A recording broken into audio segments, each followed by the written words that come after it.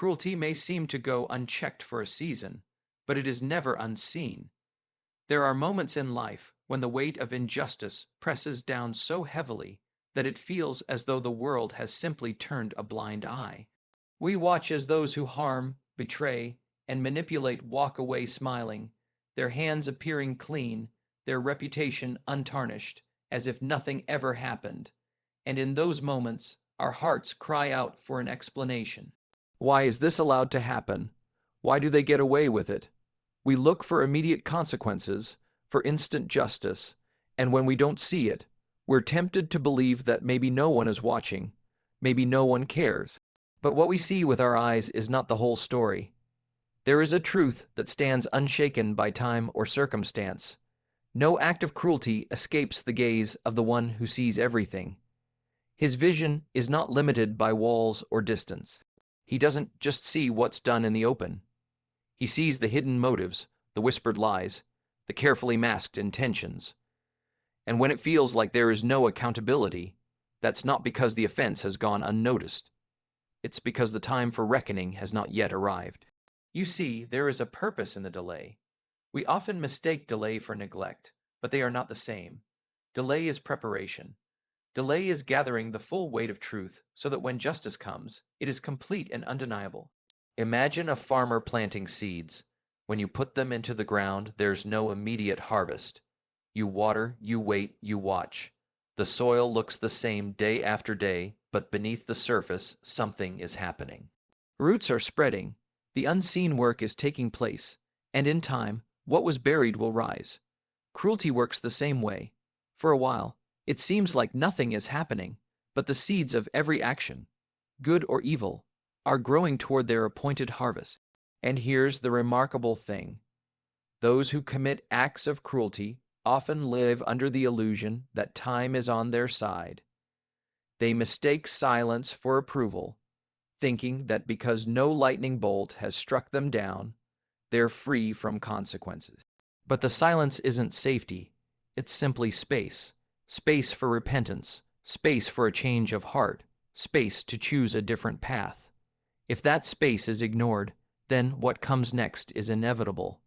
The longer injustice is left unaddressed, the more precise and undeniable the final reckoning will be. This truth should do two things for us. First, it should free us from the burden of chasing revenge. You and I are not built to carry the constant weight of plotting payback. The energy it drains, the peace it steals, the bitterness it plants, it leaves us bound to the very pain we're trying to escape. When we trust that cruelty will be dealt with in its time, we can lay down that burden and reclaim our peace. We can live our lives without being chained to the wrongdoing of others. Second, it should give us hope. Hope that the tears we've cried are not forgotten. Hope that the wrongs we've endured have not been brushed aside. Hope that the one who judges perfectly will bring balance where there has been harm. The comfort here is not that the guilty will simply get what's coming to them, but that truth will be revealed, lies will be exposed, and the scales will be set right. And for those who have been wounded, this is where the healing begins. Not in seeing immediate punishment, but in knowing that cruelty is never ignored. Justice may not operate on our schedule, but it never sleeps. Every action, every word, every intention is recorded. What has been done in darkness will be brought to light, and the hidden will be uncovered. So when it seems like cruelty has escaped unchecked, remember this. The season of silence is not the end of the story. There is an appointed time, and it is coming. And when it does, it will be in full view for all to see, leaving no doubt that nothing was ever hidden, nothing was ever forgotten, and nothing was ever unseen. Every injustice carries seeds of its own reckoning. You may not see it at first, but the very moment a wrong is committed, the process of its undoing begins. It's almost as if injustice plants its own downfall the instant it takes root. Like a seed buried deep in the soil, the consequences are hidden for a time, but they are alive, developing, and moving toward the surface. Nothing done in deceit, cruelty, or selfish ambition remains without a consequence, because the seed that is sown always produces a harvest. Think about it. A farmer cannot plant thorns and expect roses. In the same way, someone cannot plant lies, manipulation, or harm and expect peace, joy, or blessing to grow out of it. The nature of the seed determines the nature of the harvest. And injustice is a seed with a bitter crop. It may look harmless in its early days. It may even look like it's thriving. But the fruit it bears will be sour, heavy, and unavoidable. This is why those who commit injustice often find themselves surprised when the results of their own actions begin to catch up with them. They forget what they planted. They forget the way they spoke, the way they acted, the choices they made when they thought no one was looking. But time has a way of preserving every detail. And when the season changes and the harvest comes, it's not random. It's simply the natural outcome of what was sown. For those who have suffered at the hands of injustice, this truth can be a quiet anchor. It means that even when you cannot act, even when you cannot fight back or fix the wrongs yourself, there is a built-in law at work. What is planted will grow, and what grows will be reaped. It may not be in the time frame you expect, but it is inevitable. You see, the problem is that we live in a world obsessed with instant results. We want wrongs corrected immediately, as though justice should work like a light switch, on or off, now or never. But the reality is that justice works more like a season. There is a time for planting, a time for watering, a time for growing, and a time for reaping. Injustice plants the seed. The unseen forces of truth and time do the rest. It's not delayed because it's weak. It's deliberate because it's certain. And while we wait for that harvest, we're faced with a choice. We can spend our days consumed with the pain of what was done to us, watching for the moment the offender faces their consequences. Or we can focus on planting different seeds in our own lives, seeds of kindness, honesty, and integrity, so that while their bitter harvest grows, ours is preparing to bring us joy. It's important to understand that when the harvest of injustice arrives, it often comes in ways the offender never expected. Sometimes it's not a single dramatic moment, but a gradual erosion, a slow collapse of the very things they once trusted in. Sometimes it's the breaking of relationships they thought would never falter. Other times it's the loss of peace, the haunting weight of guilt, or the exposure of truth they worked so hard to bury. Whatever form it takes, it always reflects the seed that was planted in the first place. And here's the remarkable thing. We don't have to control that process. It's not our job to dig up their seed or try to force it to grow faster. That is not our responsibility, and it's not where our peace comes from. Our role is to trust that every seed, good or bad, has a harvest date and that no one can escape the results of what they have planted. This understanding frees us from the cycle of revenge.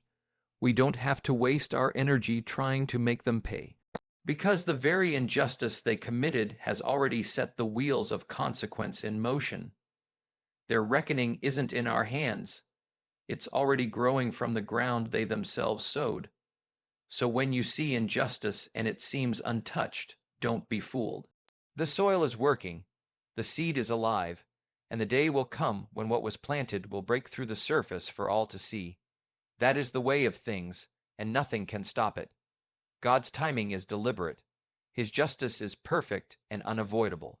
One of the hardest lessons we face is learning to wait when everything in us wants immediate resolution.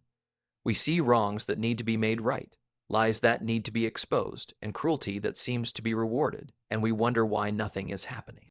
We're tempted to think justice is absent, but the truth is, it's never absent. It's simply working on a timeline far wiser than our own. When we talk about timing, we often think of it in terms of convenience. We want solutions when they fit our schedule, when they bring us relief as soon as possible. But divine timing doesn't bend to our impatience. It works according to a plan that sees every hidden detail, every ripple effect, and every unseen outcome. What looks like a delay to us is often the precision of a perfect plan unfolding. Think of a master weaver at work on a vast tapestry. Standing up close, all we see are tangled threads and strange patterns that don't seem to make sense. From our limited perspective, the design appears random, chaotic, and unfair. But step back far enough, and you'll see that each thread is intentionally placed. Every color is chosen with care, and every knot serves a purpose in the bigger picture. That's how timing works in matters of justice. What feels like disorder is often the groundwork for something precise and undeniable. There's also a reason justice doesn't always come instantly. Sometimes, the longer the wait, the clearer the truth becomes. If judgment came the moment a wrong was committed, the offender might argue, it was just bad luck, or it's just a misunderstanding. But when time passes, when every opportunity for change, for repentance, for making things right is ignored, the eventual consequence is undeniable. It's not just an accident, it's the full weight of choices catching up. And we need to understand this. Justice is not about crushing someone at the earliest chance. It's about exposing the truth so completely that no one can question it. It's about restoring balance, not just punishing wrongdoing. That's why the process is deliberate, because it's not only about the end result, it's about making sure the path to that result leaves no room for doubt. For us, waiting on that timing can feel like a test. It requires trust. Trust that nothing has been forgotten, that no act of cruelty, no betrayal, no injustice has slipped through unnoticed. Trust that the one who holds time also holds truth, and that he will release both at exactly the right moment. And here's where it becomes deeply personal. This timing is also protection. Sometimes, if justice came too soon, it might come at the wrong cost, or in a way that leaves other wounds unhealed. Sometimes the waiting season is where we ourselves grow, where we let go of bitterness, where we learn to stand in peace instead of rage, where we become free from needing to see the offender fall in order to feel whole. We often say, "Why not now?" But if we could see the whole picture, we'd realize that "not now" is sometimes the most merciful answer for us and even for those who have wronged us. Because once that moment of reckoning comes, it comes completely. It's not partial. It's not something that can be negotiated away. That's what makes it unavoidable. So when we feel restless, when we feel like we can't bear another day of seeing someone thrive in the shadow of their wrongdoing, we need to remember, timing is not neglect. Timing is not weakness. Timing is the careful arrangement of events, so that when justice arrives, it leaves nothing undone. It is perfect because it sees what we cannot. And when that time comes, it will come with such clarity, such precision, that there will be no mistaking it for coincidence or chance. It will be recognized for what it is, the undeniable fulfillment of justice at the exact moment it was meant to be. Those who harm others unknowingly write the script for their own downfall. Every word spoken in deceit, every action taken to wound, every plan crafted to manipulate or control. It all becomes part of a story they are authoring without realizing where it will lead. They believe they are in control, that they are shaping the lives of others to their advantage, but in reality, they are laying the foundation for their own undoing. It's as if every cruel choice is another page, every selfish act another chapter, and the ending they are writing is one they will one day be forced to read aloud. The truth is, no one can build a lasting life on lies and destruction. At first, it may look like they are succeeding, gaining ground, or escaping accountability. They might even convince themselves that their actions will never catch up with them. But the very methods they use to hurt others become the same tools that will dismantle their own stability. You cannot sow distrust and expect loyalty. You cannot build on deception and expect the foundation to hold. Sooner or later, the cracks appear and the collapse begins, not because someone else took them down, but because their own actions made it inevitable. It's the same principle you see in nature. If you plant poison in the soil, it doesn't just harm others. It eventually seeps back to you. What they release into the world has a way of circling back, often magnified. And because they believe they are untouchable, they rarely prepare for that moment. That's what makes it so devastating. They never see it coming until it's too late. The irony is that in harming others, they often think they're proving their strength. They believe they're winning battles, outsmarting, outmaneuvering, and controlling outcomes. But strength built on the destruction of others is fragile. It has no true support because it's built on fear, resentment, and broken trust. The people they use or betray eventually pull away. The doors they forced open eventually slam shut, and the influence they once held fades into nothing. They are left standing in the ruins they themselves created. And this is not always about some sudden dramatic fall. Sometimes the downfall is slow, quiet, and relentless. They lose the peace they once had. They live in constant suspicion, unable to trust anyone because they themselves have been untrustworthy. They become trapped in a web of their own making, every lie demanding another lie to cover it, every wrong decision pushing them deeper into a corner. In time, they find themselves isolated, with no one left to stand beside them when the truth finally comes out. For those who have been on the receiving end of such cruelty, this truth should serve as both reassurance and release. You don't have to fight to bring them down. You don't have to become consumed with thoughts of revenge. Their downfall is already being scripted in their own handwriting. The more they persist in their wrongdoing, the more certain their collapse becomes. And when it happens, it will be a direct result of the story they've been telling through their actions all along. This is why it's so important not to let bitterness take root in your own heart. Because while they are writing their own ending, you have the chance to write a different story for yourself, one that is built on truth, integrity, and compassion. A story where you are not defined by what was done to you, but by how you chose to rise above it. So when you see someone harming others and walking away as if untouched, remember that what looks like victory in the moment is often the prelude to loss. The same hands that strike out in cruelty are the ones that will eventually pull down their own walls.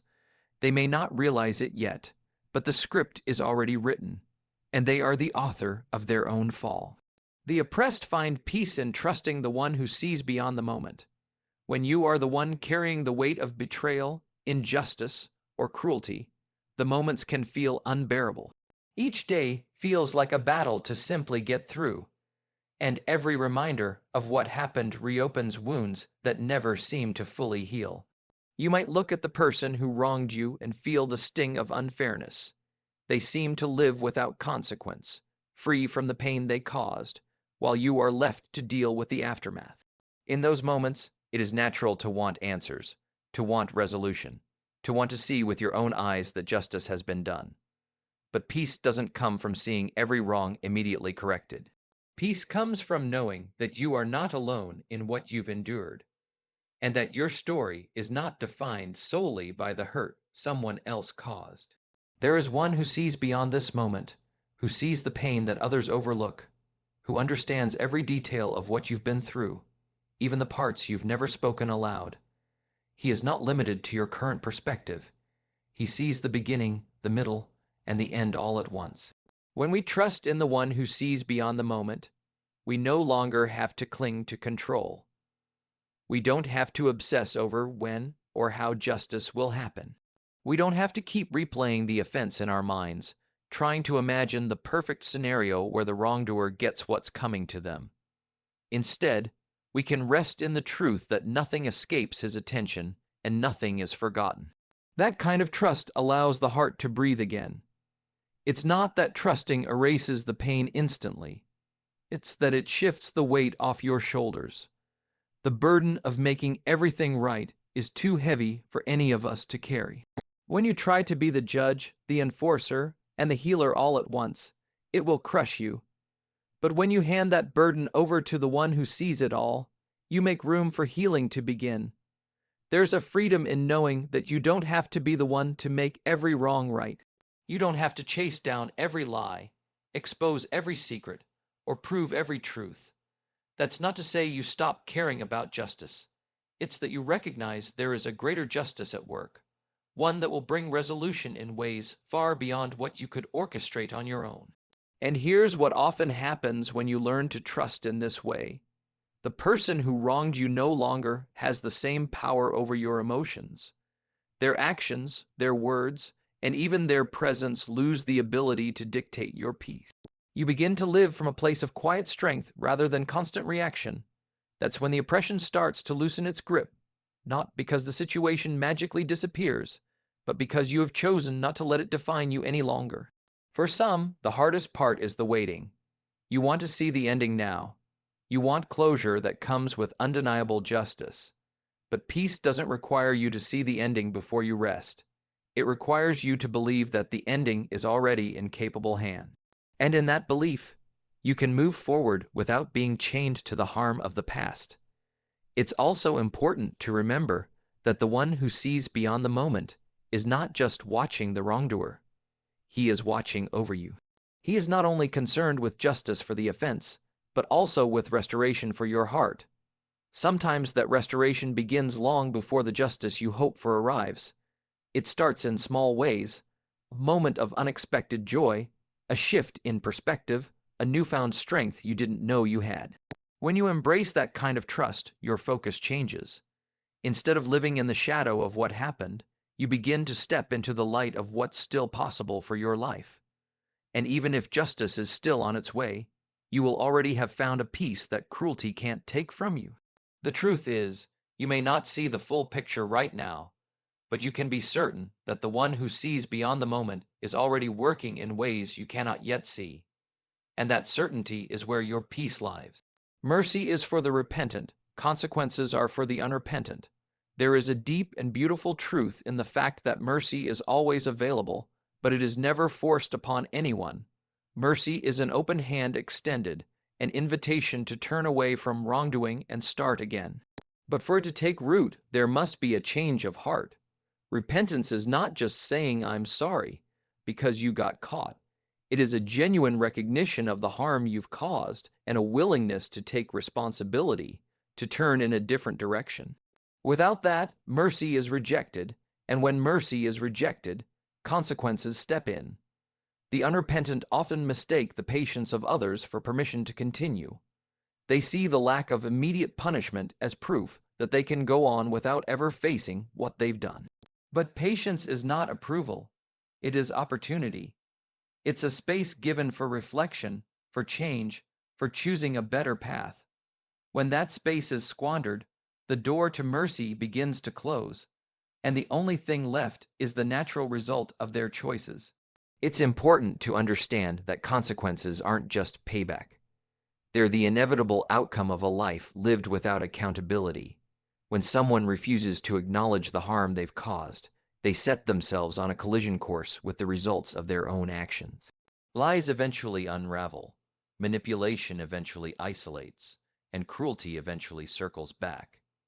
These are not punishments handed down from nowhere. They are the harvest of seeds that were willingly planted. Mercy, on the other hand, transforms that harvest. When someone turns away from their wrongdoing with sincerity, mercy has the power to interrupt the cycle. It doesn't erase the past, but it changes the trajectory of the future. It takes what could have been destruction and replaces it with restoration. This is why repentance is so powerful. It opens the door to a kind of healing and grace that consequences alone can never bring. For those of us who have been wronged, this principle can be a challenge. We may want to see consequences no matter what. We may feel that forgiveness or mercy is somehow letting someone off too easily. But the truth is, mercy given to the truly repentant does not erase justice. It works alongside it. Repentance changes the heart, but consequences still teach the lessons that need to be learned. Mercy is not about avoiding accountability. It's about walking through it with the possibility of redemption. The tragedy for the unrepentant is that they miss this chance entirely. They harden their hearts, deny the truth, and cling to their pride. In doing so, they shut themselves off from the very thing that could have spared them from the worst of what's coming. And when the reckoning arrives, it will come with full weight because they refused the opportunity to change when it was offered. This is why it's so important not to envy those who seem to be getting away. with their actions. What looks like freedom for the unrepentant is often just a temporary escape, a brief moment before the reality of their choices catches up to them. Mercy was available, but they turned it away, and without mercy, consequences have nothing to hold them back. And for those who have been wounded, this truth can bring peace. It means you don't have to spend your energy trying to decide who deserves what. You don't have to measure out your own version of justice. That balance between mercy and consequences is already built into the way life works. Those who turn from their wrongdoing will find grace. Those who refuse will find the results of their actions waiting for them. So, while it may seem at times that mercy is wasted or consequences are delayed, trust that both will come in their proper time and to the proper hearts. Mercy will always meet the repentant, and consequences will always meet the unrepentant. No cruelty escapes the sight of the one who judges perfectly, and every act carries the weight of its own harvest. Trust that his timing is precise, his justice certain, and that those who refuse mercy will meet the consequences they've written for themselves. Stand in peace, knowing your healing is already unfolding, and the end of the story is in greater hands than your own.